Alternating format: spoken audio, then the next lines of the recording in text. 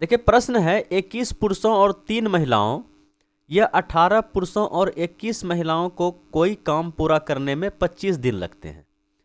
क्या बताया गया है कि 21 पुरुष और 3 महिलाओं या 18 पुरुष और 21 महिलाओं को कोई काम पूरा करने में 25 दिन लगते हैं। मतलब ये बताया गया है कि 21 पुरुष और 3 महिला का जो कार्य क्षमता है वह 18 पुरुष और 21 महिलाओं के कार्य क्षमता के बराबर है। दोनों को 25-25 दिन लगता है इस हिसाब से काम करने में। बात समझ पा रहे हैं आप? तो 25 से काहे के लिए गुना करेंगे, हम डायरेक्ट जो है कार्य क्षमता को बराबर कर दिए फिलहाल के लिए, यहाँ से कार्य क्षमता का अनुपात निकालने के लिए। यहाँ से अगर आप इसको सोल्व कीजिएगा 18p इधर आ जाएगा, इधर हो जाएगा आपका 3p। कितना हो जाएगा बोलिए 3p। और इधर हो जाएगा 3m, इधर आएगा तो ये हो जाएगा आपका 18m। ठीक है, जो कटता है कटा दीजिए, 3 से कट जाएगा, 3 6 18। p को यहाँ रखिए, m को वहाँ लाइए इधर बटे में, तो इधर हो गया आपका 6/1। ये पुरुष और महिला का कार्य क्षमता का अनुपात आ गया। ठीक है, पुरुष का कार्य क्षमता 6, महिला का कार्य क्षमता 1। अब इसका वैल्यू किसी एक में रख दीजिए, इसमें चाहे इसमें। चलिए हम इसमें रख देते हैं। ठीक है, कि 18 पुरुष और 21 महिलाएं किसी काम को 25 दिनों में पूरा करते हैं। ये टोटल वर्क हो गया। हम इसमें भी गुना करके कर सकते थे, इसको भी उठाते हैं 25 से गुना करते हैं तो टोटल वर्क हो जाता है, क्योंकि बराबर है। फिर बताया गया है कि यही टोटल वर्क जितना काम है, यदि काम को 15 दिनों में पूरा करना है। कितना दिनों में पूरा करना है बोले 15 दिनों में। और 25 पुरुष हैं, 25 पुरुष हैं, तो कितनी महिलाओं की आवश्यकता होगी? x महिलाओं की आवश्यकता होगी। समझ पाएँ, x महिलाओं की आवश्यकता होगी। x का जो वैल्यू आएगा हम लोग का आंसर आ जाएगा। p का मान यहाँ है, m का मान यहाँ है, हम लोग वैल्यू पुट कर देते हैं। कुछ कटने वाला है तो वो भी कटा देते हैं। बोले 5 से कट जाएगा, ये 5 दिया 15, ये 5 से कट जाएगा बच्चों 25। कहने का मतलब 5 18। p का मान कितना बोलिए 6। m का मान कितना बोलिए m का मान 1। समझ पाएँ? तो ये हो गया 3 25, p का मान 6 और x m का मान 1। ठीक है, तो गुना करना है, सिंपल सा काम है। 18 पंचे 90, 18 छक 78 से, और प्लस कितना हो जाएगा 21, और ये हो जाएगा 3 25 छक 150 और प्लस का x। ठीक है, इसको जोड़ के गुना कीजिए, ये गुना करके जोड़िए, बात एक ही होगा। ठीक है, ये हो जाएगा आपका 5 इंटू कितना हो जाएगा 1 to 9 1 to 8 1 to 9 हो जाएगा, सॉरी एक है ना 1 to 9 1 to 9, और ये हो जाएगा आपका 15 45 और प्लस का 3x। इसको गुना कीजिएगा, 9 5 45 करिए 5 आते हैं बच्चा 4, 12 पंचे 60, 60 और 4 64, और ये 450 इधर आके घट जाएगा। ठीक है, और इधर कितना बचा 3x।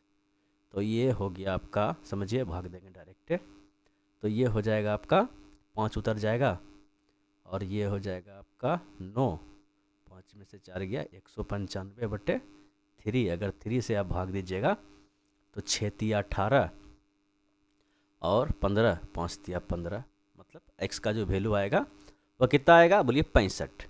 समझ पाएँ? तो x का वैल्यू ही पूछा गया था, x का वैल्यू हम लोग निकाल दिए 65। बोले समझ में आया? बोलिए हाँ समझ में आ गया। 3-4 सवाल इस टाइप का अगर आप सोल्व कीजिएगा तो आपको बढ़िया से समझ में आ जाएगा। चलिए अब बढ़ते हैं फिलहाल हम क्वेश्चन नंबर 2 पर। और क्वेश्चन नंबर 2 ये रहा आपके स्क्रीन पे। देखिए प्रश्न है, सुबह 8 बजे एक ट्रेन स्टेशन ए से स्टेशन बी तक 40 किलोमीटर प्रति घंटे की रफ्तार से अपनी यात्रा शुरू करती है। ठीक है, समझिएगा कि ये है आपका स्टेशन ए और ये है आपका स्टेशन बी। 8 बजे, ठीक है 8 AM पर एक ट्रेन इधर से चली। इसका रफ्तार कितना था तो बोलिए 40 किलोमीटर, 40 किलोमीटर प्रति घंटा।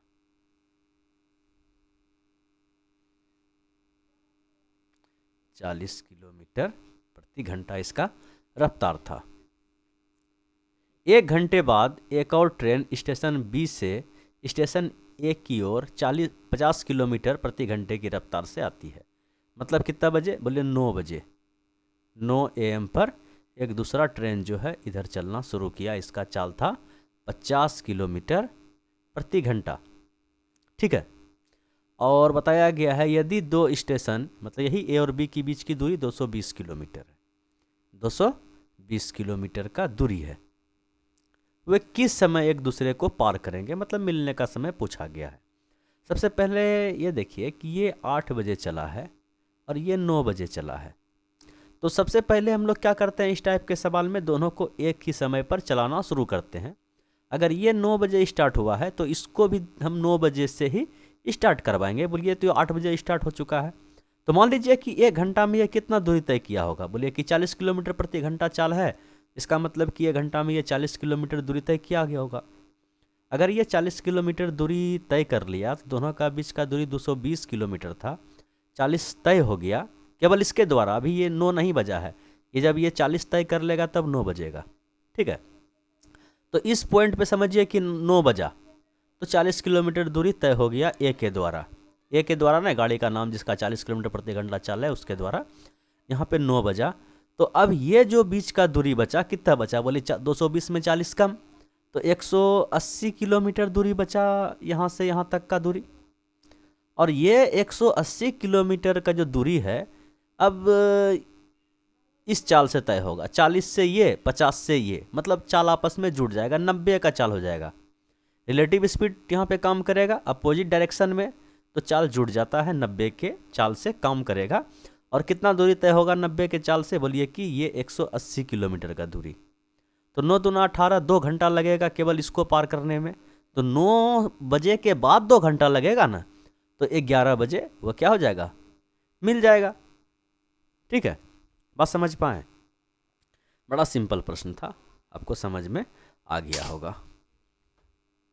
क्वेश्चन नंबर 3 बता रहा है कि यदि एक समभुज त्रिकोण, मतलब समभुज त्रिकोण कहने का मतलब क्या हो गया कि समबाहु त्रिभुज का बात हो रहा है, क्षेत्रफल इतना है।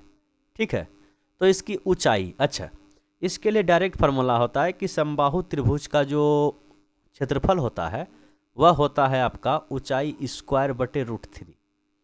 किसका बराबर होता है? क्षेत्रफल के बराबर।